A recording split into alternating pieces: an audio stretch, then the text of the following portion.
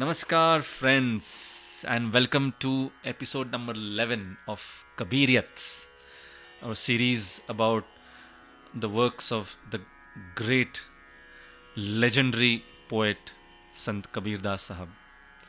And Ashwini, welcome to you once again Thank uh, you. into this program. Namaskar. Namaskar, and it's over to Ashwini for the session for today, as always. Well, thank you, Manoj. It's been a very exciting journey um, doing this program and learning more and more about Saint Kabir, his philosophy, his works, and the message that we get in his philosophy. What's interesting, even though I call it philosophy, and there's normally a very strict understanding of what philosophy is in the academic sense of the term. The Indian philosophy was mostly written in poems and verses, and this is sort of the works of the saint or the bhakti saints, which is normally known as the works of spirituality. What we are trying to do is sort of figure out what is the message, philosophical message in these works of spirituality. So we are not denying that these are the works of spiritual saints, but we are just trying to sort of, revisit the works from the point of view of understanding the philosophical message and from the point of view of philosophical counseling so that we can apply this message in the modern world and see where we get with this. So this is our 11th episode, and the title Yes. of this episode is going to be Power to Change.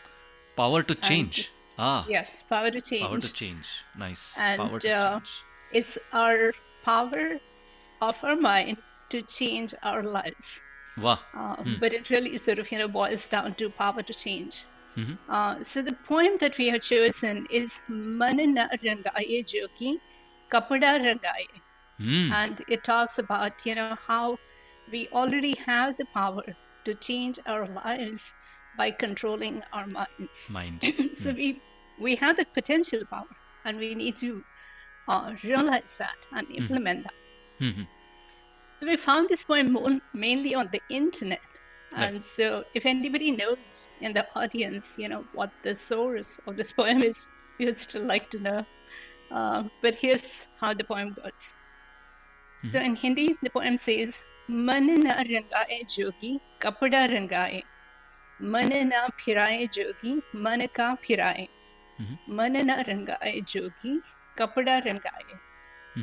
तन को जोगी सब करे मन को करे न कोई सहजे सब सिद्धि पाइए जो मन जोगी होए Wow. हम तो जोगी मन ही के तन के हैं ते और मन को जोग लगावता दशा भई कुछ और Aha. आसन मार गुफा में बैठे मनवा चह दिस ध्यावे भव तारक घट बीच बिराजे खोजे तीर्थ जाए Aha. मन न रंगाए जोगी कपड़ा रंगाए Wow. पोथी बाँचे याद करावे भगति कहु नहीं पाए मन का फेरे नाही तुलसी माल फिराए फिराए Aha.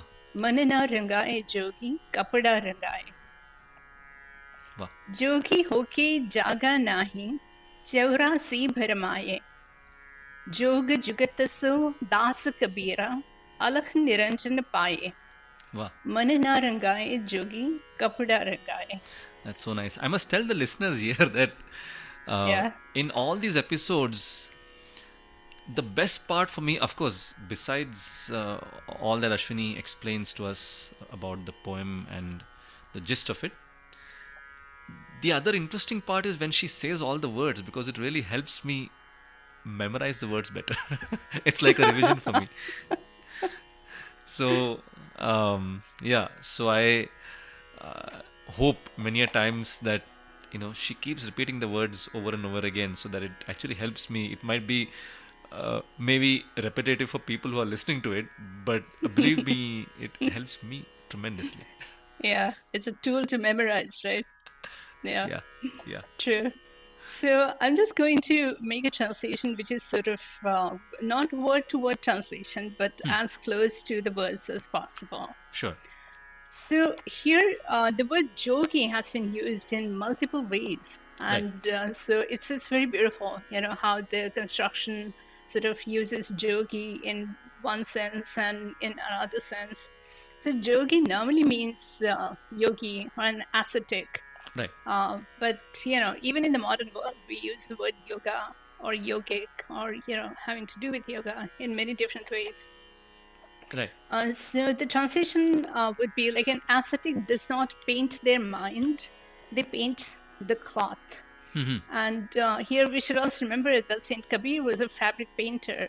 Right. That was his profession. So, Right. he's sort of like bringing these analogies from his professional Profession. life. Hmm. Right. A yogi does not let go of their mind, but controls their desires. Hmm. So when he says like, manana pirai yogi manaka pirai. So like they are not like, moving their mind around. That would be the literal translation. But basically what that means is that they don't let go of their mind. But they control their mind. They control their desires. People enjoy beautifying their external appearance, but not their internal mind. And it's, of course, true for all of us. We focus so much on our appearance that we forget that, there's a beautiful mind in all of us that we need to explore and continue to work on beautifying it. So those who decorate their mind and make them beautiful receive many psychic powers. So here the word is Siddhi. So Siddhi can be psychic power, mental power, spiritual power, depending on, what the power is like. But they say that there are a lot of siddhis, and on the path of spiritual progress, people get these siddhis, which sort of like, gives them some kind of extrasensory power to understand the world differently. But later they also say that, if people get caught up in their siddhis, then it becomes a problem for them to continue to progress on the spiritual path. But anyway, coming back to the translation, what Saint Kabir is saying is that those who decorate their mind and make them beautiful receive these psychic powers. The yogis have influential minds, while the others focus on their attractive bodies. When the mind becomes powerful, our life changes for the better. Like as it says, dasha bhai kuch aur. People sit in yoga poses in a cave, but let loose their minds in all directions. When we sit stable in this world, it's like an experience of going on a pilgrimage. So, when we go to an ashram or a temple or some kind of pilgrimage, we are sort of in a very different state of mind. And it just seems, sort of very pure state of mind. And we enjoy feeling that way because we experience, more stability, more happiness, more peace. So that is what Saint Kabir is referring to. And it says that when we stabilize our mind, when we control it, we experience that at all times. Right. We may be reading a spiritual book and even learning it by heart, but if we never know how to do bhakti or devotion to God, there is no way to control the mind, no matter how many beats someone has used while meditating. So as it says that, Pothi Bache Yad Karave Bhakti Kaho Nahi Paaye. So you can read as much Pothi as you want, but if you never learn how to do bhakti, then no matter how many beats you have used, it really doesn't yield anything.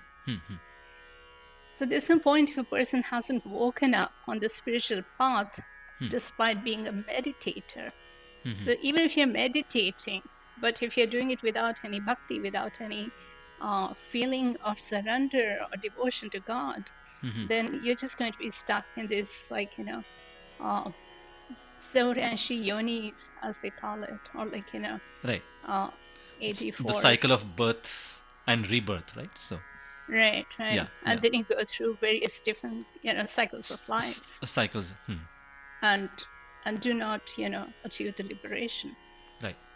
So the pathway to God has taken the disciple Kabir to the highest goal of meeting God and being one with Alakh Niranjan. Lakh Niranjan. Yeah, so Alakh Niranjan is a term that is used for God or self or the Atman Right. that cannot be seen. Like, we also call it Alaksha Vastu. And it's a term used specifically by the Nath yogis in the Nath Sampradaya. Right. Yes. So that is the reference here. Correct. And Dasa Kabira refers to the disciple Kabir. Right. Right. And Saint Kabir refers to himself as a Das, Right. which can be translated as servant of the God as well. But I think it's more a term used for disciples or like somebody who's being very humble, and that shows the humility of the person. So I don't think it should be used as a sort of Servant. literal Right. translation and think of Saint Kabir as servant. So that is the rough translation Right. of the poem, and then we'll move on to the spiritual interpretation. We get this question a lot, like what is the spiritual interpretation? And of course, if a guru or yogi were to explain this, they would have a much greater idea of the spiritual translation. Right. So this is obviously a feeble attempt of what the poetry or what this poem is trying to denote in terms of being on the spiritual path. So while many people love to adorn their bodies and feel beautiful, it only serves a minimal purpose because we are basically trying to look appropriate for that time.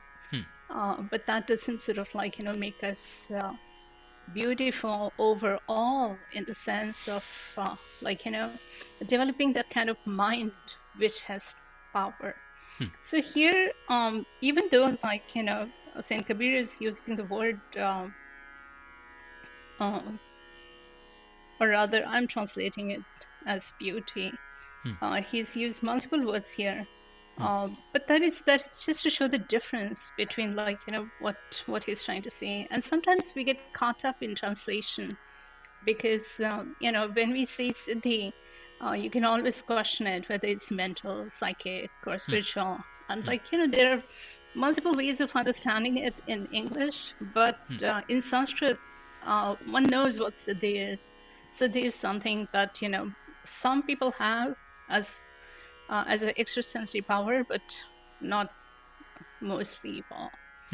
And so when somebody has sort of completely original way of looking at the world, we always see that the person has some kind of a gift, or they're spiritually gifted, because we don't know any other way of explaining that particular way of looking at the world.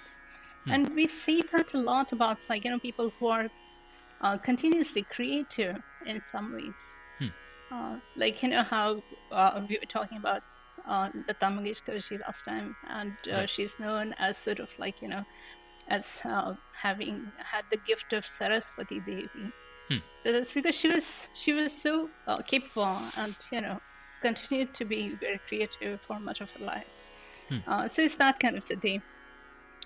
So again, when Saint Kabir says that people try to decorate their bodies but not their minds, what he's trying to say is that our minds are sort of are under the attack of Shadripus, and we are constantly dealing with negative thoughts.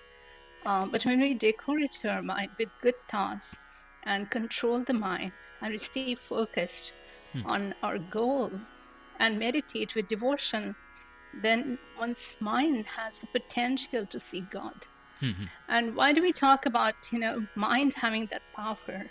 It's because no other species, living being, has that power to reach God. So only human beings have that power. And what is different in the human beings is that they have the capacity, to have the mental power, or they have the mind, which other animals are not supposed to have. Right? So when we're able to focus on the devotion of God, we have the potential to seek God. We feel the supreme power and we relish life in ways that one can only imagine. So, what Saint Kabir says, as Dasha bhai kuch aur. So, this message is very straightforward. But our difficulty lies in the fact that we cannot really put our arms around it. I mean, it is such an abstract message that the abstractness of this concept makes it very difficult for us to understand the concept. And we admire all these saints, and people with siddhis, and we always look at them and we say, like, oh, they are amazing, they're awesome, they're wonderful, but we cannot be like them because it just seems like too far away from sort of from the means from what a person normally is to believe that we can be like him. But what Saint Kabir is trying to say to us is that yes, it's possible to be, like them, because everybody has the capacity to decorate the mind to make it as positive as possible, and then we are, in the spiritual path.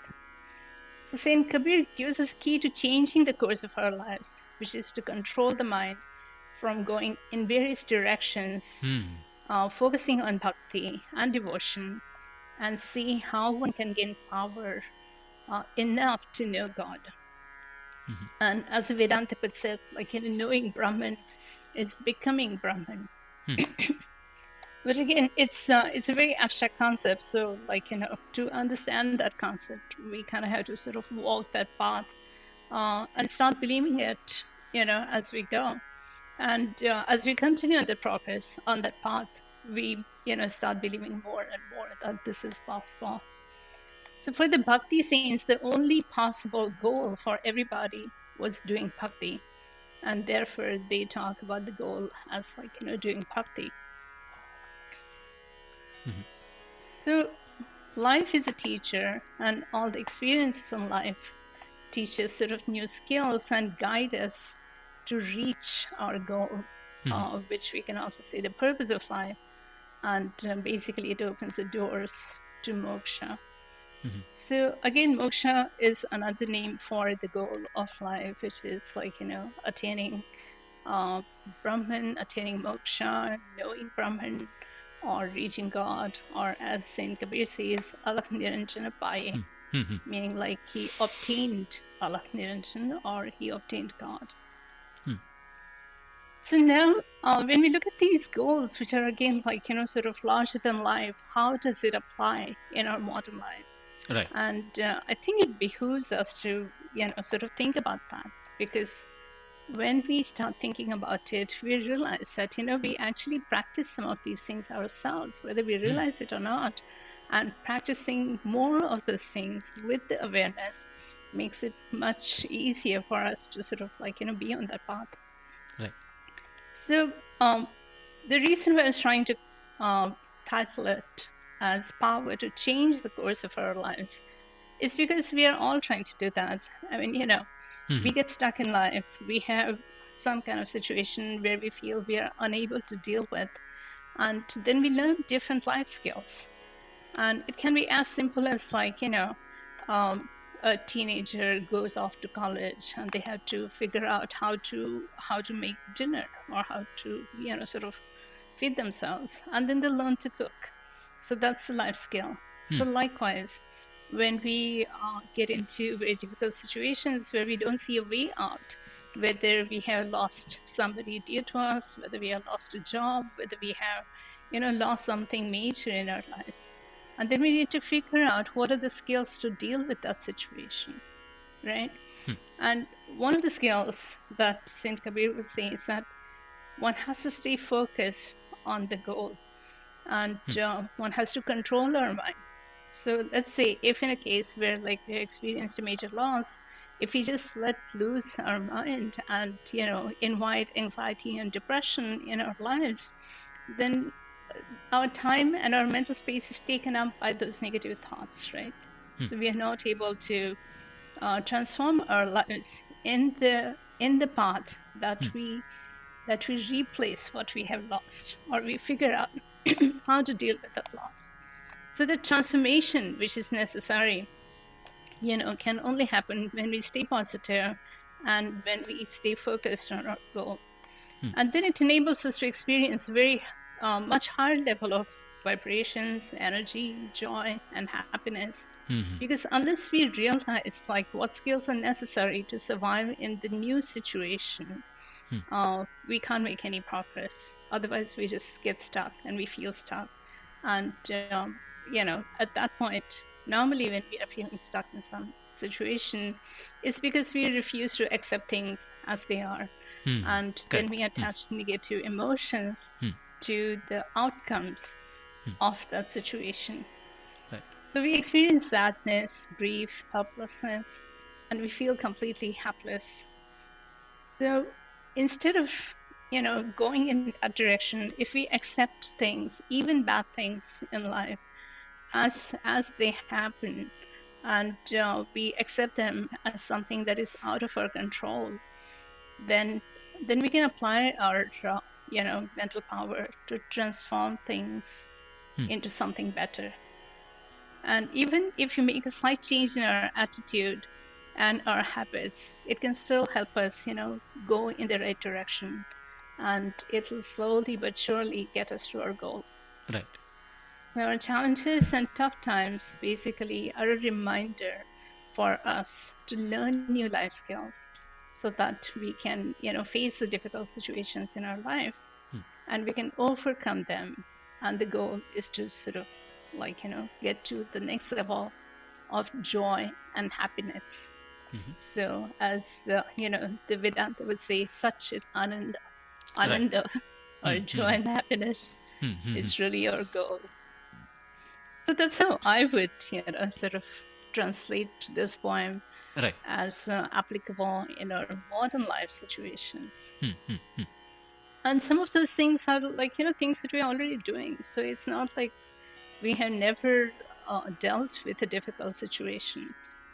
But when we get into a difficult situation, we seem to lose our power. We seem to sort of like, get anxious and nervous and feel like maybe this time I may not be able to, come out of it or something of the kind. So Saint Kabir would say, just stay focused on what your goal is and continue on the path. Wow. Okay, I just And realized that I need to plug in my device. So I'll let you continue for a second. no, so what I was saying was, I think it's interesting that you mentioned the meanings of couple of the lines, um, especially this second line of the song. So there's this line that says, "So man na rangaye jogi kapda rangaye," and then it says, "Man na phiraye jogi man ka phiraye." So I think uh, uh, the other thing that we also want to uh, try to explain to all of you is different kind of interpretation that could be possible, right, as to how you perceive a particular line, right? So uh, Ashwini just mentioned to us about the meaning of this particular line, "Man na phiraye jogi man ka phiraye," so in which she said that all the yogis, they know uh, how to, I mean, they don't go away from their mind, but they know how to control their mind or control the desires that occur Mm-hmm. in their minds. I think the other interpretation that I gather from that is also,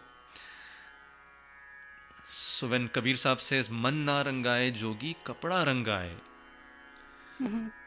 so here he even might be interpreting jogi as the one who claims that he is an ascetic, Yeah. Yeah, you right? just make a lot of wordplays on that word jogi. Right.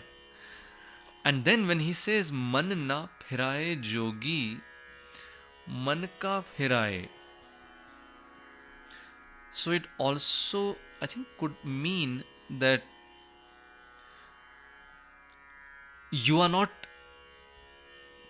controlling your mind, Hmm. but you are getting controlled by the mind, Uh-huh. That's true too. right? So Yeah. that is also an interesting one. And then there is this one line that uh, says, भव तारक घट बीच बिराजे, Hmm. खोजे तीरथ जाए. Hmm. Now, this is very similar to another poem of Kabir Sahab's in which he says, मोको कहाँ ढूंढे रे बंदे, मैं तो तेरे पास में. Yeah. ना तीरथ में, ना मूरत में, ना एकांत निवास में, ना मंदिर में, ना मस्जिद में, ना काबे कैलाश में, मगर मोको कहाँ ढूंढे रे, खोजी होए तुरंत मिल जाऊं, Hmm. एक पल की तलाश में. Yeah. Yeah. That's another very beautiful poem. And the reason why he says that is, it is all there within you. You're just searching for it all over the place. Yeah. So, भव तारक घट बीच बिराजे, आपके घट के अंदर, यानी कि with in you, the Bhavatarak, the one who is the ultimate leader, or the one who will take us through or take us across this ocean of life. He is uh, residing within us, but you look for him in all pilgrim places, pilgrimage centers. खोजे तीरथ जाए. Hmm. So that's another interpretation of this. Yeah. So, I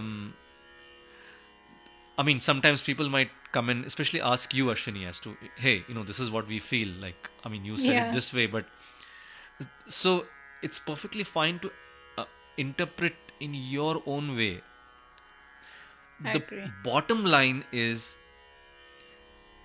you should feel that you have gone one step ahead or one step higher when you listen to these saints Yeah. Yeah. I completely agree. in your The spiritual spiritual journey. poems. Yeah, True. True. I mean, the spiritual poems always leave a very large space for interpretation. interpretation, yes. Yeah. So instead of getting stuck with your own interpretation, to be able to respect other person's interpretation, at the same time you elevating yourself a step higher every time you listen or think about these writings, is really the goal of singing or reading or talking about all these literary works of all these great saints, right? So Yeah. that really has to be the goal, rather than engaging ourselves in unnecessary debates and arguments. Yeah. And there are also some very interesting points in this poem, such Right. as it says like Tanako jogi sab kare, Hmm. manako kare na koi. Hmm. And हम तो जोगी मन ही के तन के है ते और. Hmm. So here, when he says "hum to hai man ke jogi," so you Hmm. can use the word ascetic here, that we are sort of focused on our minds. Mind. Hmm. And "tana ke hai te or," so Exactly. obviously they are not yogis; they are like normal people who are Worldly. Hmm. right, Hmm. worldly, who are unaware of the spiritual powers or what the spiritual path um, can can give us. Like, they haven't really sort of been enticed into that path because they don't have the experiences which are available to people who are on that path. Right. And if you try to interpret that for the modern relevance, then obviously we're all concerned about our appearance. So we are not going to sort of suddenly go into the woods and start living by ourselves, like Right. the way we like. We have to survive in the society. Sure. But I think it's important to understand again the meaning, as you were saying earlier, Right. that what we have to understand or learn from this poem is that it's important to also focus on one's mind, just as we focus on other aspects of our appearance. Right. And see, the power of the mind can be two ways. Meaning, it's like a two-way process, Hmm. in the sense that the mind is so powerful that it can be channelized in the right way, in which we control it, and then if we have some sort of an intention within our mind that we have to achieve this, we have to fulfill certain goals, Hmm. and then if we control our mind, the mind actually leads us to those goals because we have that intention within it.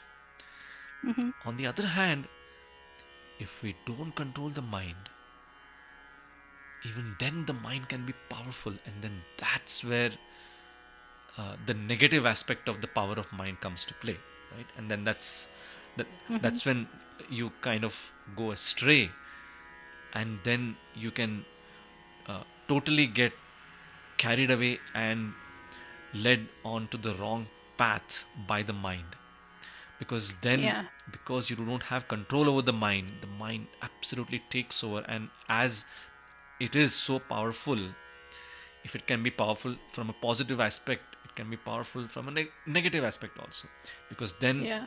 because you're not controlling it, it just can totally go helter skelter, and then you have no control over it, and then you just get carried away and get led to totally wrong directions. Yeah, So, it's true. And that is actually the hypothesis of many of the modern sciences. In fact, because, like the psychology also believes that right, if your mind thinks this way, then this is a mental disorder you have. If your right, mind is affected by this kind of anxiety, then you get to this mental disorder. And then they, decide like whether it's possible to cure a person or not cure a person. right. So I think, like, we always wondered as to why there is no mention or reference of mental illnesses in the classical philosophies such as Vedas, Upanishads, Vedantas, and around that age, so to say. And I think partly it's also that, like, this message that was given for centuries, and it was like sort of very great attempt of all the leaders of the society, rishis, munis, and everybody who was influential, to keep people, on their path and to make sure that they don't fall in that trap. Fall in that trap. So, yeah, so right now we do believe that our mind is so powerful that if you're thinking about it this way, then, like, you're going to be suffering from this particular disease or so. So I guess one of the things that philosophy tries to do is like stop people from going that direction Wrong direction. and teach them to control and teach them that, mind is powerful, but there's something else that's more powerful, and Right, that is our soul or Atman or God. right. Good. Yes. Yeah. Anyway, so are we going to Yes. And listen to your the music now? yes, and the interesting thing is, in fact, couple of things. One is, because we talked so much about Jogi in this song, Hmm. guess what the name of the rag is in which the song is composed? The Okay. name is Rag Jog. Okay, So, wonderful. yeah. So, that, and the second thing that I would like to tell listeners is, when Ashwini was reading the lines, she started from Man Narangaye Jogi Man Kapda Rangaye, and then after those two lines, she read Tan ko jogi sab kare, man ko kare na koe. But we are going to be starting with those four lines first, and then we come to Manana Rangaye Jogi Kapda Rangaye. So just so you know the sequence of lines. So I think probably what we could do, Ashwini, is I think when you're uh, giving your description probably of the lyrics, Mm-hmm. maybe you could have those 4 lines first, and then Okay. Yeah, I could have do that. Yeah. Manna Rangai Jogi after that, Yeah. because that's Yeah. how the sequence of the song is, right? So, Yeah. so yeah, Yeah. Okay. Cool. So I'll okay, be on mute. okay, yes. 1:30. Mic level. Mic level. Controls. Tab. 2 of 5. Total play time. Presets. Jog. Selected. Mixer. Tab. Controls. Tab. 2 of 5. Controls. Tab. Controls. Presets. Jog. Selected. Mixer. Tab. Selected. Circuit. Tagger on slash off. Speech off.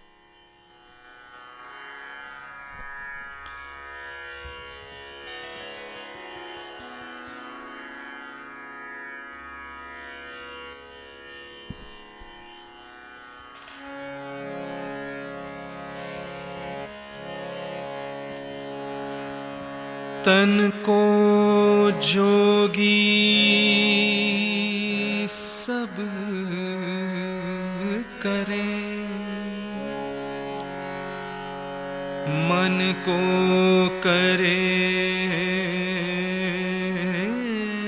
न कोई, सहजे सब सिद्धि पाई,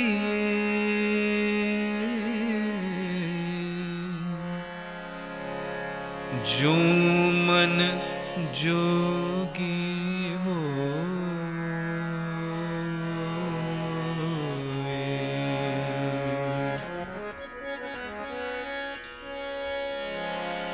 हम तो जोगी मन ही के, तन के हैं ते और, मन को जोग लगावता,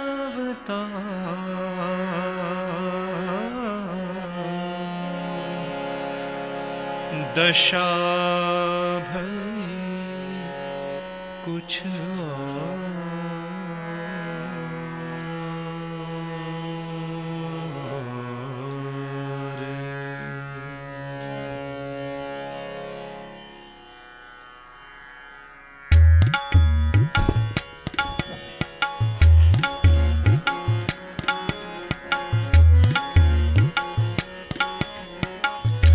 मन ना रंगाए जोगी कपड़ा रंगाए, मन ना रंगाए जोगी कपड़ा रंगाए, मन ना फिराए जोगी मन का फिराए, मन ना रंगाए जोगी कपड़ा रंगाए, मन ना फिराए जोगी मन का फिराए, मन ना रंगाए जोगी कपड़ा रंगाए।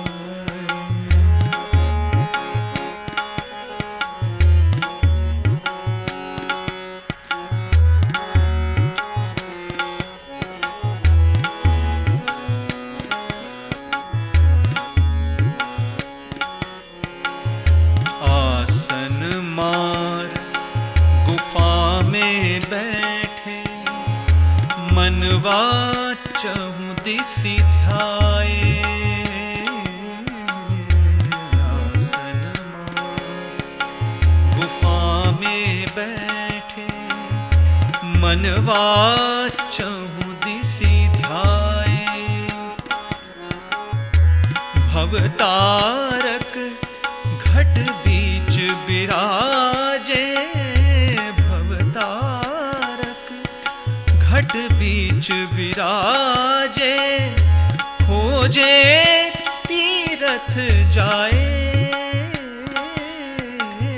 मन ना रंगाए जोगी कपड़ा रंगाए, ओ मन ना रंगाए जोगी कपड़ा रंगाए।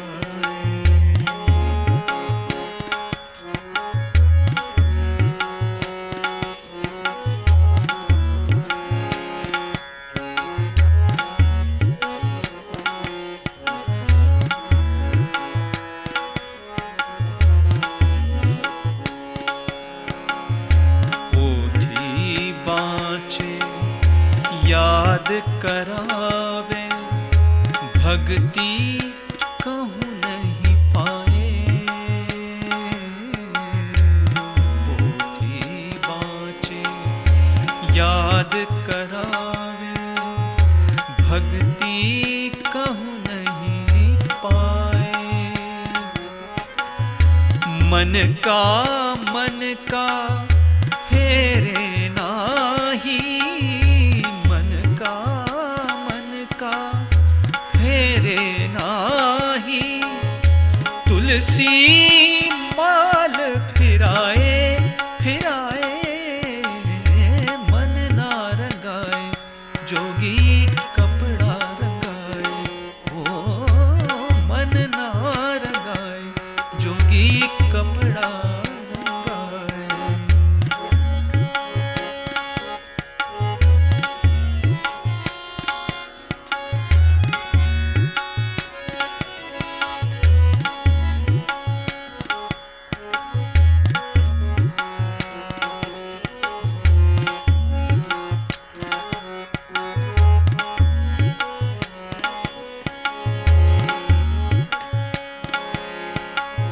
जोगी हो के जागा नाही, 84 भरमाए,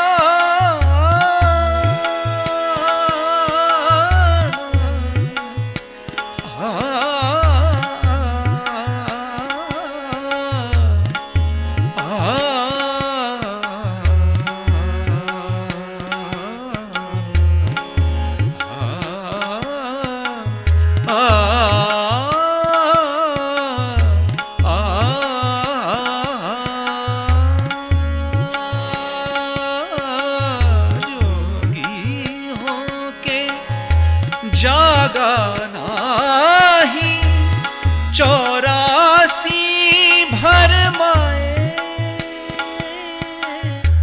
जोग जुगत सो दास कबीरा, जोग जुगत सो दास कबीरा, अलख निरंजन पाए, मन ना रंगाए जोगी कपड़ा रंगाए, मन ना रंगाए जोगी कपड़ा रंगाए, मन ना फिराए जोगी मन का फिराए, मन ना रंगाए जोगी कपड़ा रंगाए, मन ना रंगाए, हो मन ना रंगाए जोगी, मन ना रंगाए जोगी कपड़ा रंगाए।